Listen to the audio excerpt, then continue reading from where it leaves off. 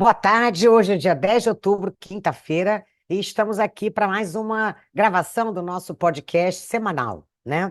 E hoje a gente vai fazer assim, a gente vai trabalhar assim vários temas que ficaram importantes ao longo da semana, então a gente resolveu não concentrar em um tema específico. Então, no fundo, hoje o nosso podcast será sobre as novidades da semana, né? E vamos começar falando do IPCA, o Índice de Preço ao Consumidor Amplo, que saiu ontem, foi divulgado pelo IBGE. A seguida, vamos falar um pouquinho da questão do risco fiscal, porque os juros futuros estão crescendo, os juros das NTNBs, que são título público, que tem muita liquidez, no Tesouro Direto, todo mundo quer muito esse título, estão assumindo proporções históricas. E depois, então, vamos falar um pouquinho do ambiente internacional. Falar um pouquinho especificamente da economia americana, da política monetária americana e dos dados de inflação americanos que saíram hoje pela manhã, né? Então vamos iniciar aqui o nosso análise sobre o IPCA. O índice veio com uma variação mensal de 0,44%, um pouco abaixo daquilo que o mercado estava esperando, estava em torno de 0,46, 0,47, e esse valor de 0,44 foi fortemente influenciado por um choque externo muito negativo, né? Um fator exógeno à política monetária, que foi a seca que assolou o Brasil.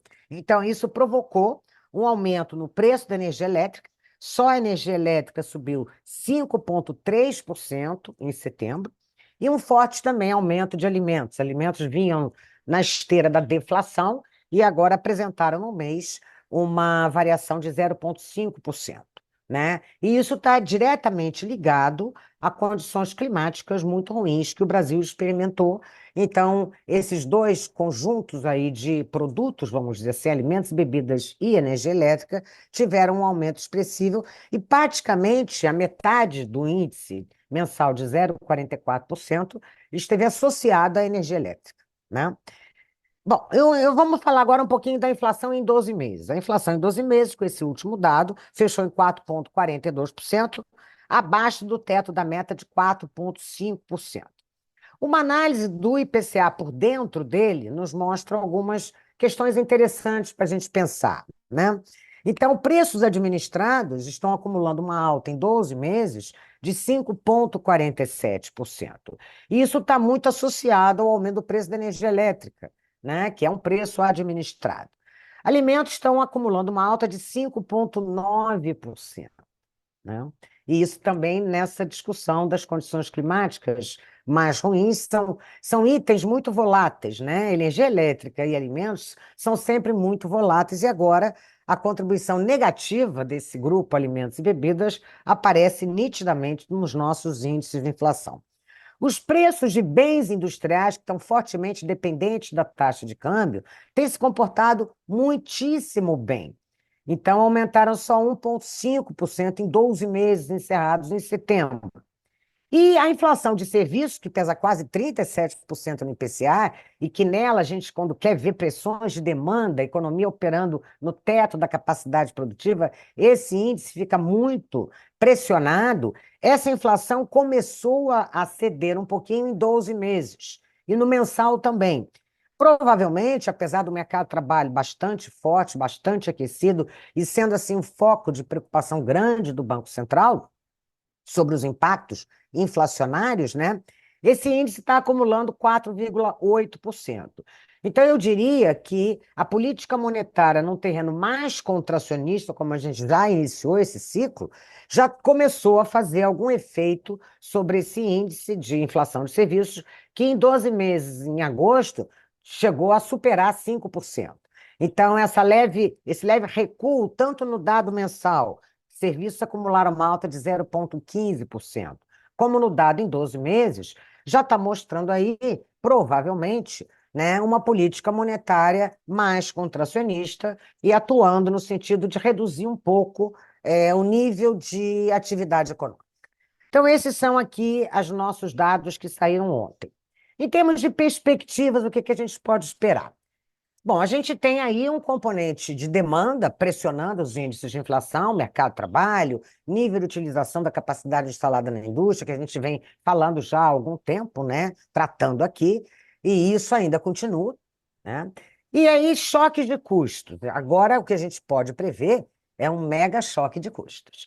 Já tem analistas de mercado pensando e projetando que alimentos vai ter uma alta de 8% no ano que vem, né, por conta dessas condições climáticas severas que atuaram fortemente, comprometendo produtos produção de lavouras, de agropecuários em geral, né, carnes, frutas, legumes, tudo isso. E esse item pesa bastante, pesa quase 20% no IPCA, então aí nós temos pressões inflacionárias derivadas de choques externos, que é diferente das pressões inflacionárias derivadas de demanda, que tem a ver com o nosso ciclo econômico. Isso não tem nada a ver com o ciclo. E as perspectivas, as expectativas inflacionárias, a cada semana vem subindo um pouquinho. Então, cada vez mais se distanciando das metas centrais de inflação, né? Da meta central de inflação, que agora é 3%, é uma meta contínua. E isso aí caracteriza claramente uma desancoragem das expectativas e que é um fator adicional de pressão inflacionária, sem dúvida nenhuma, extremamente importante. Então, o quadro inflacionário daqui para frente, ele não se apresenta benigno, eu diria. Ele está mais com viés de alta, o que vai exigir do Banco Central, né, um cuidado maior e uma cautela maior no sentido da condução da política monetária e estar atento aí a essas pressões. Bom, então esse é o quadro da inflação que a gente tem hoje. E eu agora queria falar um pouquinho sobre uma notícia também que tem cada vez mais tomado as mídias, os analistas, as discussões de política econômica, que são os juros que estão incidindo sobre os títulos da dívida pública, né? Então, se a gente pegar uma NTN-B, que é uma nota do Tesouro Nacional, grupo B, é um título que paga o IPCA mais um juro real. Então, essa NTN-B para 2026, por exemplo, ela ontem estava pagando um juro de 6,8% real, mais IPCA. Se a gente comparar esse número com o dia 2 de janeiro desse ano, a gente tinha uma taxa de juros desse título, para esse vencimento, de 5,2%. E se a gente voltar mais atrás ainda, em novembro de 2019, uma NTN-B estava pagando 3,2% de juro real. Então, nós temos aí uma escalada dessa taxa de juros, desse título, e mais uma vez, qual é a importância desse número?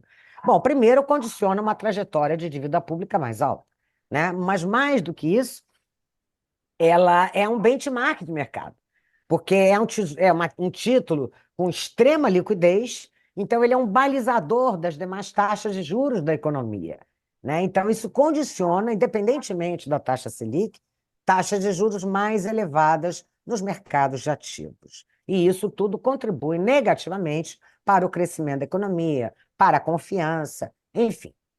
E o que está por trás desse aumento tão grande da taxa de juros? Eu sempre gosto de dizer que essa é a taxa de juros que mais sinaliza, é mais o ícone do risco fiscal, porque ela paga o IPCA mais um juro real de um título público, né? Então, aqui nós temos o risco fiscal mais precificado isoladamente. Quais são os riscos que estão aqui e o que se coloca hoje, quais as dúvidas que se tem em relação à questão fiscal? Bom, primeiro, as metas serão cumpridas ou não, né? Sem a revisão dos gastos obrigatórios, é impossível que as metas sejam cumpridas. Isso já é um consenso de todos os analistas. Inclusive, eu venho dizendo isso já há muito tempo, quase que quando o arcabouço foi implementado, né? Em não sendo cumpridas as metas, né? Obviamente, isso vai levar a duas possibilidades: ou a uma revisão das metas do novo arcabouço fiscal, que é muito ruim, no sentido do afrouxamento, ou uma revisão dos gastos obrigatórios, que seria o melhor caminho, né? Agora, aqui nós temos algumas dificuldades e obstáculos a serem vencidos para que isto ocorra. O primeiro obstáculo é o executivo tem que comprar essa agenda, porque é uma agenda difícil inclusive de passar pelo Congresso. Então, sem a liderança do Executivo, a gente não vai conseguir fazer essa revisão, promover essa revisão. E essa revisão ela é muitíssimo necessária, por quê?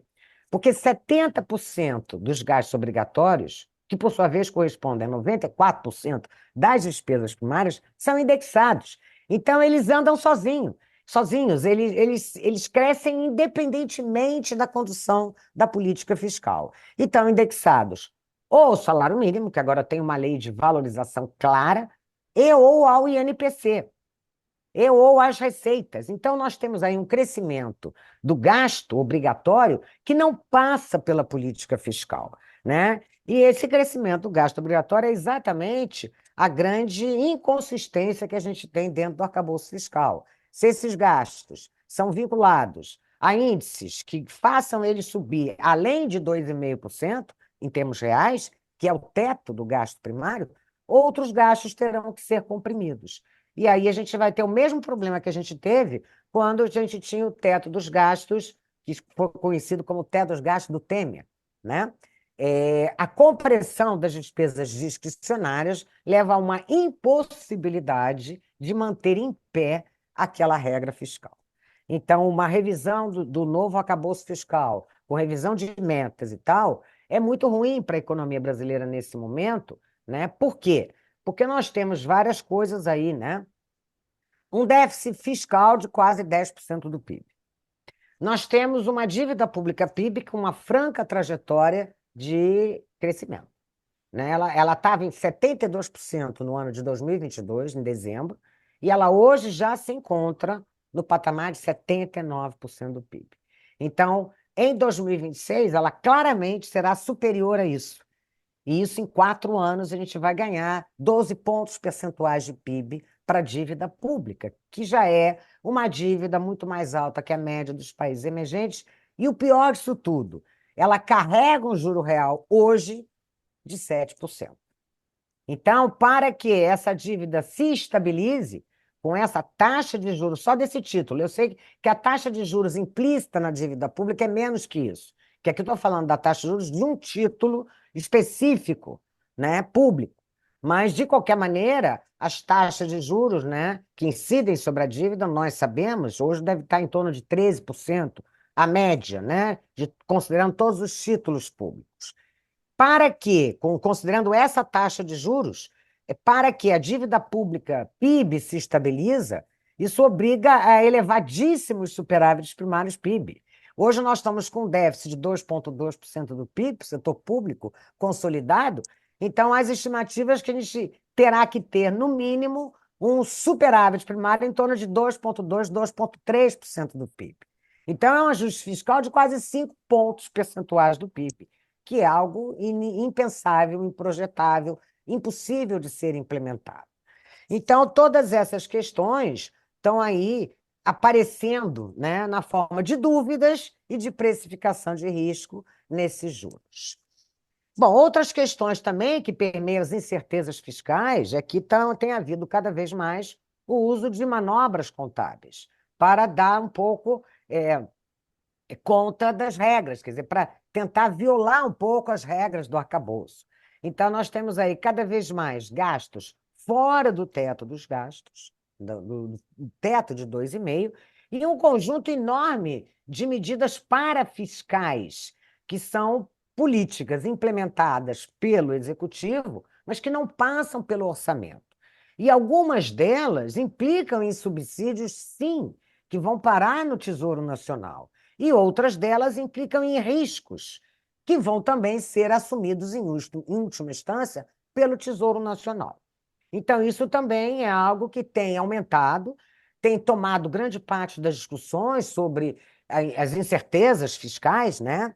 E cada vez mais presente, né? Para que o nosso ouvinte entenda um pouco, por exemplo, o PED-MEIA, o programa PED-MEIA, que é um programa destinado ao ensino médio, ao estudante do ensino médio, está fora do teto dos gastos. O programa Auxílio Gás incrementado, como se quer, o projeto de lei orçamentária para o ano que vem coloca ele fora do teto dos gastos. Fora do teto, não. Pior do que isso, é essa medida parafiscal. É o uso de um fundo que vai parar na mão da Caixa Econômica Federal e que vai pagar, então, o auxílio gás. Então, isso é uma questão também que só tem jogado mais lenha nessa fogueira da incerteza fiscal. Outras questões. Em todos os relatórios de avaliação de receitas e despesas bimestrais, que são obrigatórios, e no projeto de lei orçamentária para o ano que vem, as receitas estão superestimadas e os gastos estão subestimadas. E não é só a gente que acha isso, todo mundo está fazendo as contas e está falando isso, né? Então, essas são as questões que estão aí, né, envolvendo o nosso cenário doméstico e marcando o nosso cenário doméstico e impedindo, eventualmente, que o Brasil se beneficie de uma reclassificação da Moody's em relação à nossa percepção de risco, de uma eventual queda mais acentuada da taxa de juros na economia americana, de um ambiente global com menos aversão a risco. Tudo isso a gente não está se beneficiando que a gente tem um risco fiscal aí que está falando mais alto que todas as demais condições que se colocam nesse momento para a economia brasileira. Bom, era mais ou menos isso que eu queria colocar de notícias da semana, né? A gente ainda vai falar mais sobre essas questões ao longo dos próximos meses. E agora eu gostaria, então, de passar a palavra ao professor Lixa, que vai falar um pouquinho mais do contexto internacional. Mas antes ele vai falar da passagem do Galípolo pela Comissão de Assuntos Econômicos do Senado, então será o nosso novo presidente do Banco Central. A palavra está com você, Lixa. Obrigado, professora Margarida, tá? Então, Gabriel Galípolo foi aprovado primeiro pela Comissão de Assuntos Econômicos do Senado e depois pelo plenário do Senado. Teve uma votação significativa, tá? Os votos positivos foram muito elevados. No caso do CAE, foi unânime, 26-0, tá? Isso reflete um pouco uma boa coordenação política nessa sucessão na presidência do Banco Central, tá? E, obviamente, que, de qualquer forma, falar um pouquinho sobre política monetária, a professora Margarida destacou, então, que as expectativas de inflação não estão ancoradas.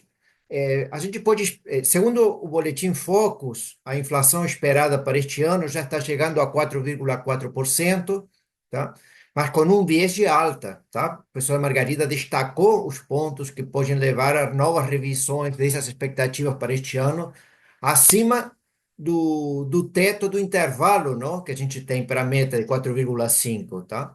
Hoje já tem um conjunto grande de consultoras e analistas que estão prevendo 4,6, 4,7 e 4,8% para este ano, tá? Acima do 4,5, que era o teto do intervalo que nós tínhamos para a meta, o que mostra uma inflação mais alta do que estaria permitida, não, no regime de meta de inflação.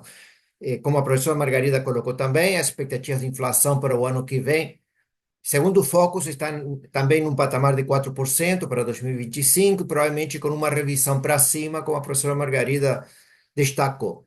Isso mostra de que temos ainda duas reuniões do Banco Central este ano, devemos ter novas altas na taxa de juros, tá?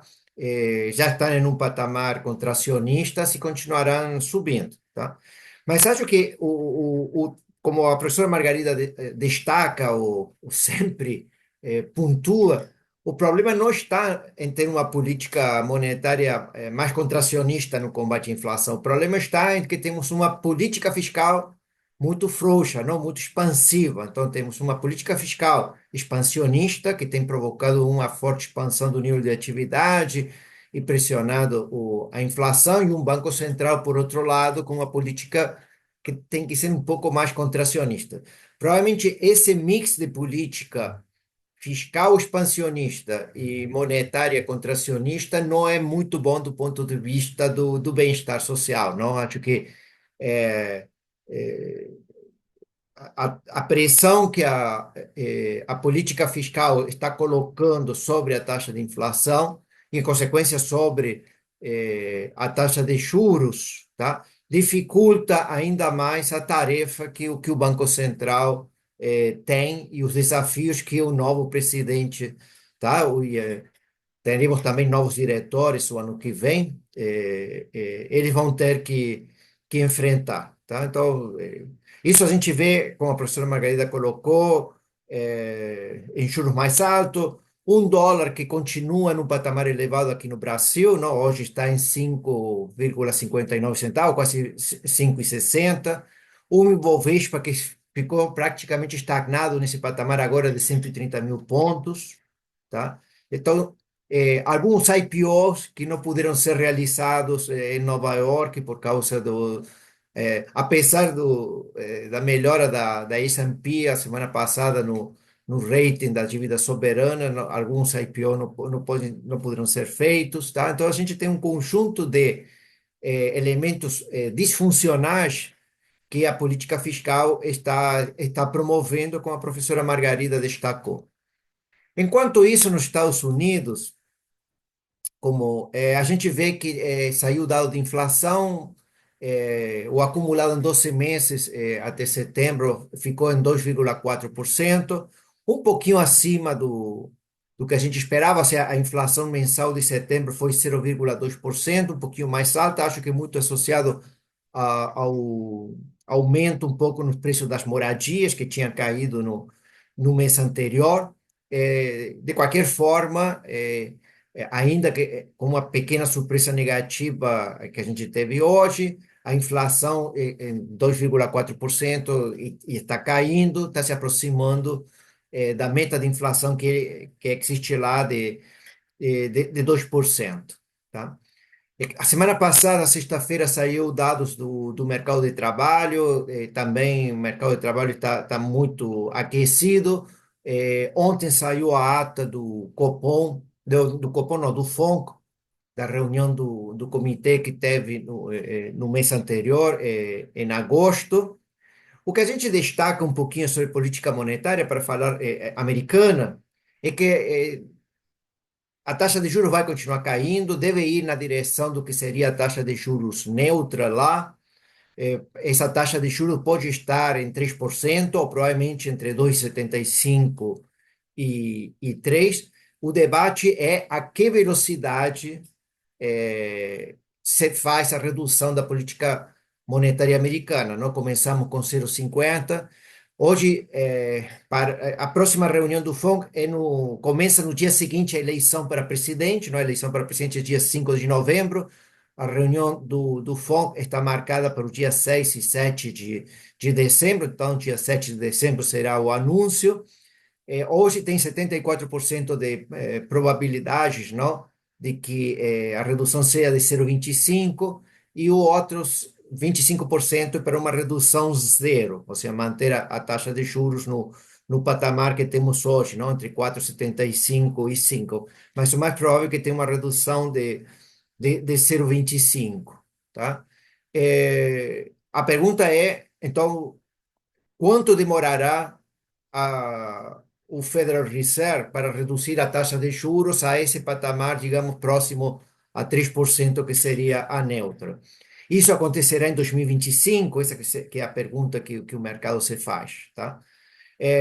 A minha opinião, provavelmente a opinião também do grupo, é que dificilmente isso vai acontecer no ano que vem, dificilmente a taxa de juros americana chegue no ano que vem a esse patamar de 3%, tá? Provavelmente isso só vai acontecer em 2026, ou mais provavelmente no começo de 2027, tá? Por enquanto, por exemplo, os títulos do Tesouro americano voltaram a subir, não um pouco agora por causa desse aumento, desse resultado bom que teve no mercado de trabalho, estão um pouquinho acima de 4%. Então eu acho difícil que a gente possa ter o ano que vem reduções tão fortes como a que tivemos na última reunião, tá? De qualquer forma, a economia americana não deve ter uma desaceleração forte no mercado de trabalho, tá? Ainda que, ou seja, devemos ter uma taxa de desemprego elevada, mas temos dois elementos que ajudam bastante em não pressionar o aumento do salário nos Estados Unidos. Um é a forte imigração, o aumento da oferta de trabalho, que é muito significativa em muitas regiões, e que isso tem evitado aumentos salariais mais fortes. E o segundo, que é um tema que eu acho que é muito, muito importante, são os fortes aumentos que estão acontecendo na produtividade da economia americana. Já tem analista analisando aumentos de 2% ao ano na produtividade americana. Então, tanto o aumento da produtividade quanto o aumento da oferta de trabalho não devem estar criando grandes pressões sobre os salários, tá? Ainda assim, acho que a política americana continuará sendo muito dependente dos dados, ou seja, muito discricionário, dependendo dos resultados. Então, a gente terá muitas idas e vindas, porque os dados sempre têm uma certa volatilidade, mas acho que a tendência é uma redução gradual da taxa de juros, chegando nesse neutro de 3% no final de 2026 ou no começo de 2027, tá? Então temos uma política americana com juros caindo lá e uma política monetária brasileira onde os juros continuarão subindo, não? Então a brecha, o diferencial de juros deve se ampliar ao longo do ano que vem. Como a professora Margarida destacou, é que as oportunidades que esse diferencial de juros tem em termos de fluxo de atração de fluxos de capitais e outros temas, podem não se verificar muito associados aos problemas fiscais, tá? Acho que o tema do risco fiscal é um tema central, crucial, que o Poder Executivo não deveria tratar e consolidar, ou seja, ele que deve dar um sinal muito mais claro que o Congresso, tá? Ou seja, para os mercados ganhar alguma confiança e a gente aproveitar as oportunidades que a gente pode ter ao longo do ano que vem, tá? Esses são os pontos. Olha só, Lígia, uma coisa que você chamou a atenção e que me passou é que a gente tem hoje noticiado que uma empresa que ia fazer um IPO em Nova York não fez. Não fez por quê? Porque havia um ambiente de percepção de risco em relação ao Brasil. Agora, uma semana atrás, a Moody's mudou a nossa classificação, né? E mudou para quase dando o investment grade ao Brasil. Então, o que que eu quero chamar a atenção aqui? Em economia, as leis falam mais, as leis intrínsecas dela falam mais alto, né? Os fundamentos falam mais alto. Então, não é com uma canetada da Moody's que elevou a nossa nota. Teoricamente, se a Moody's tivesse feito uma análise fundamentada e tivesse dado um upgrade ao Brasil com fundamento, hoje, aquela empresa que ontem ia fazer o IPO teria feito o IPO, inclusive, com uma condição mais facilitada, porque a nota brasileira foi elevada e a percepção de risco por conta disso seria menor. Mas não, foi o contrário, né? Então a gente vê aí os fundamentos da economia, eles têm que ser respeitados, porque eles falam mais alto, porque na hora H os agentes econômicos se comportam e muito com base naquilo que eles estão vendo da economia e não com aquilo que foi decretado ou que foi colocado no papel. Então, a importância de políticas macroeconômicas que sejam consistentes. Qualquer coisa diferente disso vai violar os fundamentos da economia e não vai dar certo. Era só esse recado que eu queria dar. Tá bom, Então, ficamos por aqui, né, Lícia? Você quer falar mais alguma coisa? não, não. Não, então, por hoje é só. E vamos, então, aguardar a semana que vem quais são as grandes questões que a gente pode trazer para vocês. Obrigada pela atenção. Até a próxima quinta-feira.